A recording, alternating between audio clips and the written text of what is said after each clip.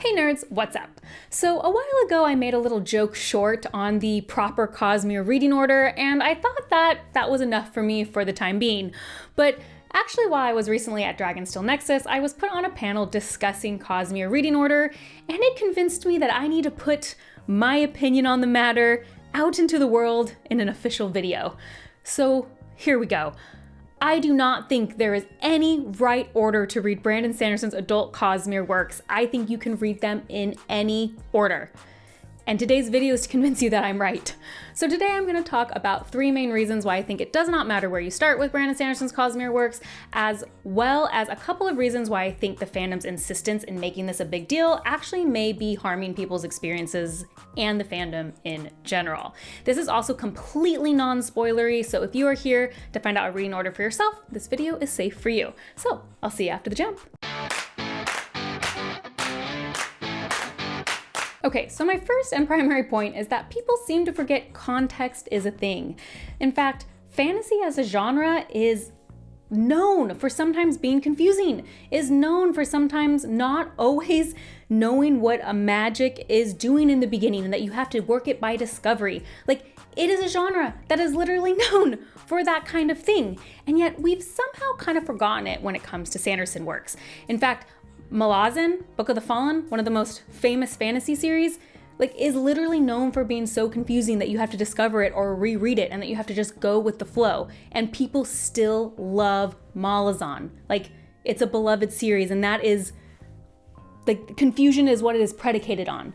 Now, I understand that for better or worse, Brandon Sanderson is really known for being an author who does explain everything. In fact, he pretty much coined the term soft and hard magic system, and he is known for his hard magic systems. We know that everything that happens in his books can and will be explained. But just because something can be explained doesn't mean it needs to be explained for the story to make sense. And that's where I think we have broken down with Brandon Sanderson's works. One of my favorite examples is to use, and you might have heard this before if you watched a lot of my videos, is that my dad read The Sunlit Man without reading a single Stormlight Archive book, which if you're on Reddit or anywhere else in fandom spaces, you would find to be impossible. And my dad enjoyed it. He thought it was good. I asked him some questions about parts I thought in particular you needed to know, like characters from the Stormlight Archive, and I was shocked at the contextual clues he used to put the things together. He was like, oh yeah, I just assumed it was this, and this, and he was right. Because even I felt folly to this idea that you can't put pieces together about relationships from very little information. Readers are smart. They don't need things over-explained to them. I've said that multiple times, and I think things people think are confusing or unknowable just simply aren't. In fact, I have a couple other examples of this. A lot of people have been saying, oh, now we're in Wind and Truth, you can't have understood it at all without context of the rest of the Cosmere.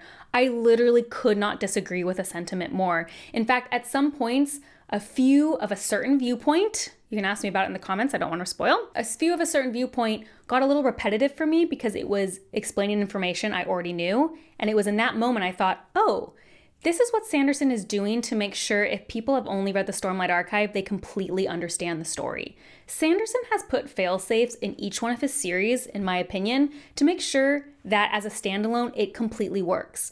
Just because you as a reader have more knowledge doesn't mean that knowledge is needed to understand the emotional beats of the story or anything that's happening. This leads really well into my second point, which is I think the fandom overestimates the need for Cosmere mentions as a way to enjoy Sanderson's work. And in fact, I think that insistence actually cheapens his work. I would guess very few people in the fandom got into him only because of Cosmere mentions. They were like, I like Sanderson's work purely because it is all interconnected. I'd be shocked. Generally, we got into Sanderson's work because we loved his characters. We loved his hopeful stories. We loved his intricate magic systems and how unique they were and how they made us feel.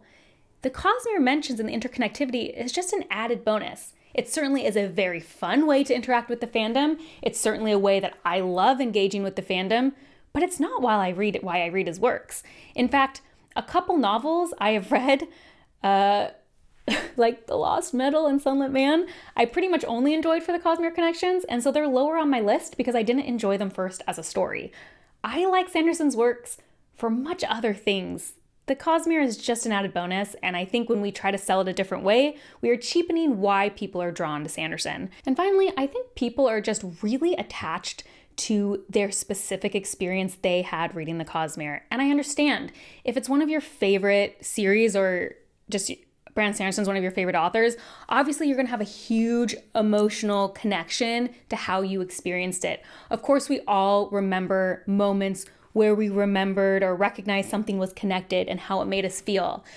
But it doesn't mean that another experience wouldn't be just as good. I actually talked about that a lot in my spoiler video, that we are so connected to the way we've engaged with the work that we think it is the only proper way to have a good experience.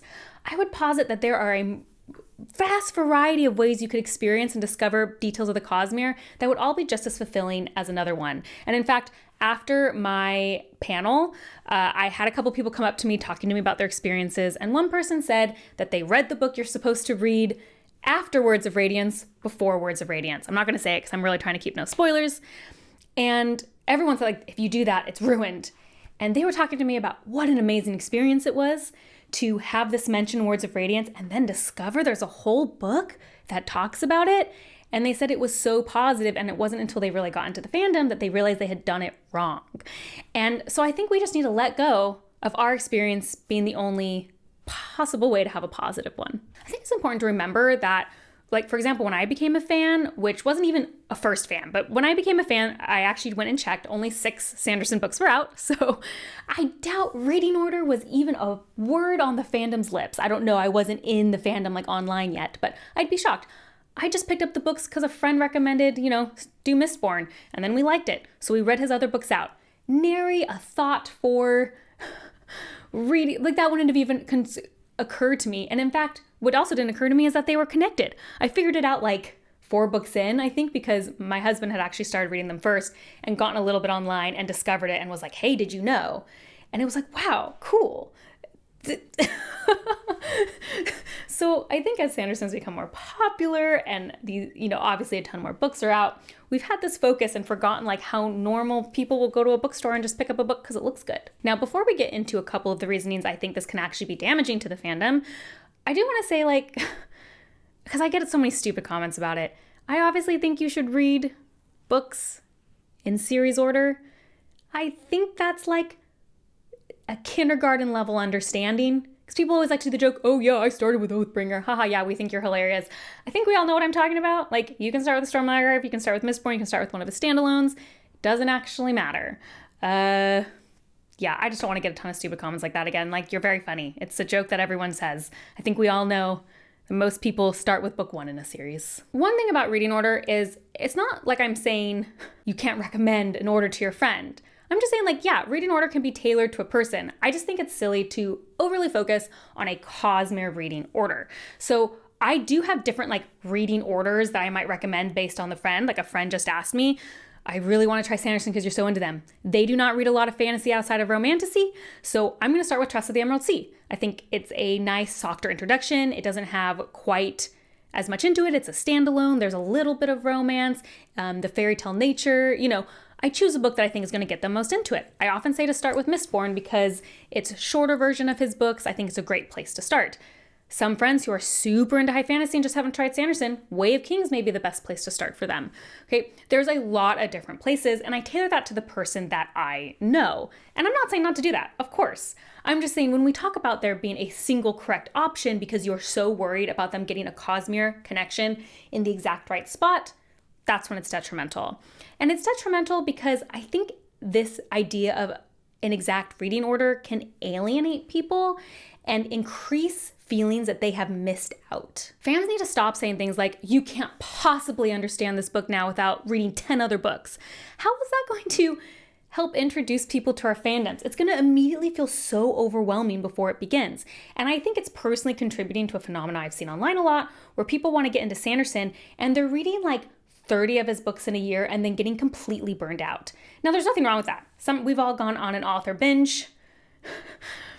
Who am I to sit here and call the kettle black when I tried to read everything about A Song of Ice and Fire in a year? I'm not saying it's bad. I'm just saying it's great if that's what you want to do, but some people have burnt out because they are messaging me and saying, I feel like I can't read the newest Stormlight Archive book unless I've read 35 other books. I'm here to tell you, it's not true, and we need to stop spreading it. Everything you need in the books is right there. And it also is alienating probably people who only like one of Sanderson's series. I have many friends who only like Mistborn or only like Stormlight Archive, or not everything works out for them. And the idea that they can't still engage in the fandom, it's pretty silly to me. If we want more people to be Sanderson fans, which I'm guessing is why we're all here, because we all love Sanderson and we want other people to like him too, acting like people need to read all 45 of his books isn't helping, and telling people before they've even begun that they've missed out because they've done something wrong is also incredibly alienating, and I think it's actually untrue. I think people wouldn't have the feeling that they did it wrong if people weren't telling them that. If you read whichever book first before you read this other book, if someone didn't tell you that it was the wrong way, would you be upset, or would you just find things out in a different order? I think that's all you would do. So I hope I've convinced you a little bit that we can be more laid back about reading order, and that it doesn't matter as much as we maybe think it does, and we can act like other fantasy series and be a little less gatekeepy about the fandom.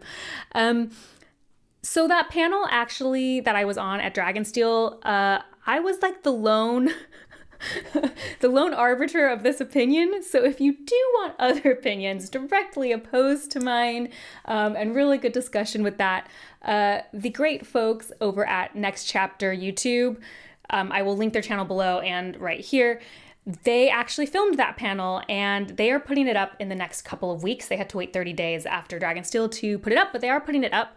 So if you would like to see them like banter with my opinion and get other opinions about that, that is a great place to do it. And so you should check out that video. But now it's out there. This is how I feel. Feel free to argue with me in the comments. I understand that this is a contentious topic. And if you're new to Sanderson and you came here to decide what you want to read, I'm going to give you the advice I give everybody who's kind of interested in it. Which book sounds the most interesting? Go with that one. That's the one you should read. The one that sounds the most interesting. Okay, if you like these kind of videos, please like and subscribe. That is the best way to support me. And if you want to see what I'm currently reading, as well as other nerdy rants, you can check me out on Instagram at bookborn.reviews. I'll see you next time. Bye.